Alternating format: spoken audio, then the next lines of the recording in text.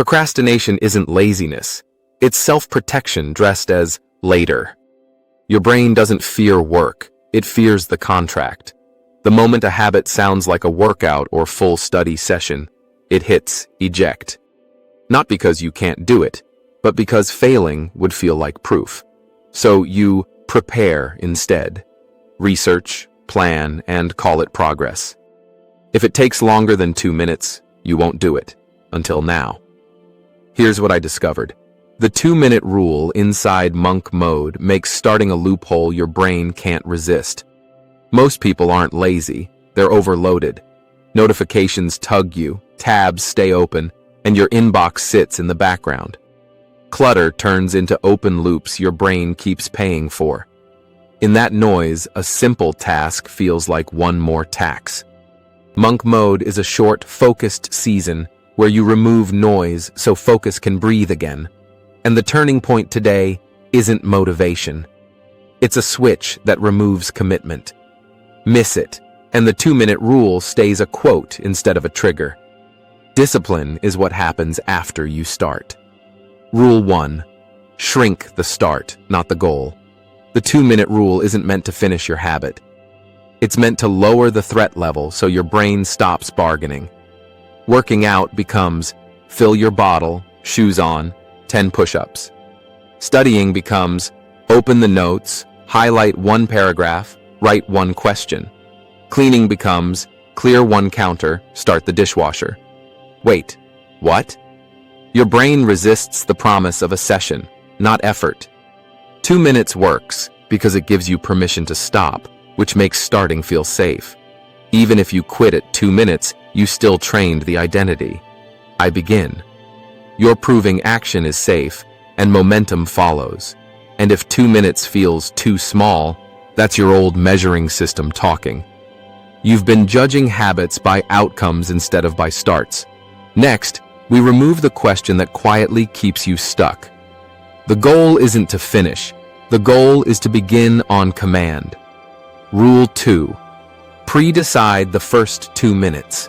Procrastination feeds on decision friction. Should I do this now? How long will it take? What if I do it wrong? Each question buys relief, and delay becomes safety. So I stopped asking questions and wrote 1 line I could follow when tired. At 7:30, open the document and type 1 ugly sentence. After lunch, wash 1 plate and stop. For side hustle work, open the file and write the next tiny step. Then attach it to a trigger you already live, like coffee or shutting your laptop after work. Now you're not depending on motivation. You're running a start script. Bad days still count because the script is smaller than your mood. But there's still one silent killer. Friction hiding in your environment. And that's where most people lose without realizing why. Motivation is unreliable. Starting is a skill you can automate. Rule 3. Build the 2-minute gateway. This is the turning point nobody builds, and it's why discipline stays theoretical. Your job is to make the first 2 minutes easy, mentally obvious. Remove the tiny blockers that trigger avoidance. Put the book on the pillow, not on a shelf. Leave the journal open with the pen on top. Set your laptop to the exact page you need, already loaded. Clear your desk until one task is the only obvious option. Then give your phone a parking spot outside the room, face down, on purpose. Do the setup the night before, not in the moment. In the moment, your brain chooses comfort. Stop building exits and calling it lack of discipline. If you want this to stick, make it public. Comment, start, and fill in your exact 2-minute action. Make it so specific future you can't pretend it was unclear. Now you're ready for the part that feels unfair. Transitions. You don't need more willpower. You need fewer escape hatches. Rule 4. Win the transition, not the motivation. Most procrastination isn't fear of the task. It's the pain of switching worlds. You're in one mode, then you're supposed to enter another. So you build an entry ritual that carries you across the gap. Close one tab. Open the one you need. Set a 10-minute timer. Take one breath, then write the first ugly line. Do it before you check messages for a second.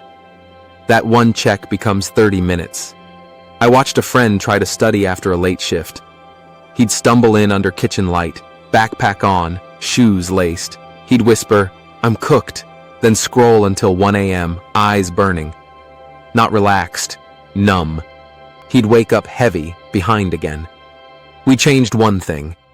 His notes were open before he got home, and his phone stayed in the kitchen. He started with 2 minutes in his work clothes. Those 2 minutes became 20, and he slept 8 hours again. Not because he became disciplined, but because the transition stopped being a fight. Now we lock consistency without guilt. Recovery beats perfection. Every time. Rule 5. Track starts, not streaks. Streaks make you fragile. One bad day turns into, "I ruined it," and you disappear for a week. Monk mode is recovery, not perfection. If you miss a day, your only job is to restart with 2 minutes the next day, not to punish yourself, not to make up time, just to prove you still show up. Here's the deeper layer. Your identity changes when you restart, not when you intend. You're not broken.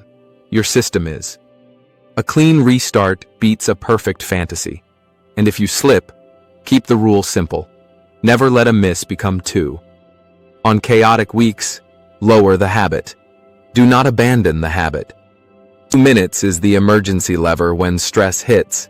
It keeps discipline alive during exams, overtime, sickness, and noise.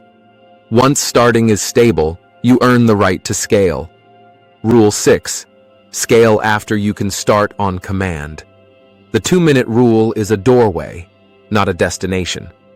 After a week of starts, expand like a thermostat, not a dare. 2 minutes becomes 5. 5 becomes 10. 10 becomes a protected block of deep work on your calendar. Because you're no longer waiting for motivation to arrive. You're practicing the skill of beginning, then staying. Today, pick one habit and build your 2-minute gateway for it.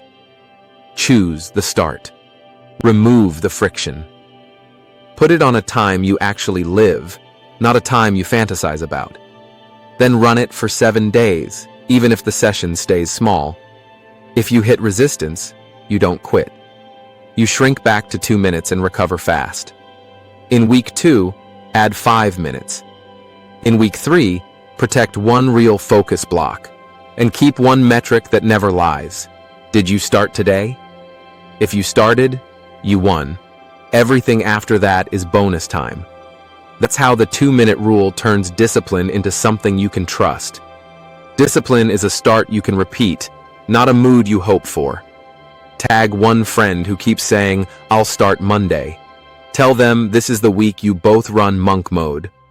In your comment, type the one habit you're both dropping for 30 days, starting today. After that, keep your brain in monk mode, self-improvement, discipline, focus, and deep work content instead of drifting back into distractions.